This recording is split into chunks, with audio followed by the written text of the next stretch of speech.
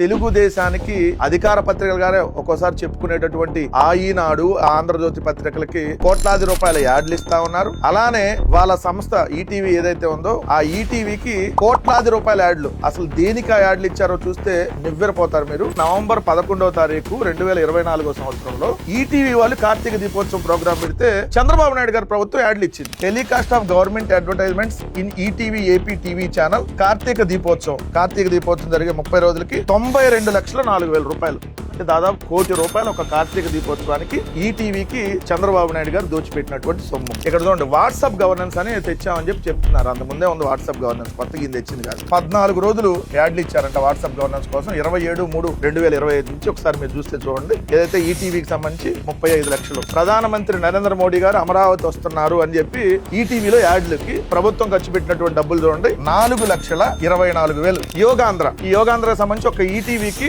మొత్తం 1/6/2025 నుంచి 22వ తారీఖు దాకా, అంటే 22 రోజులు 72,68,000 ఈ ట్యాక్స్ పేమెంట్ కి సంబంధించిన దాని మీద యాడ్స్ అంట.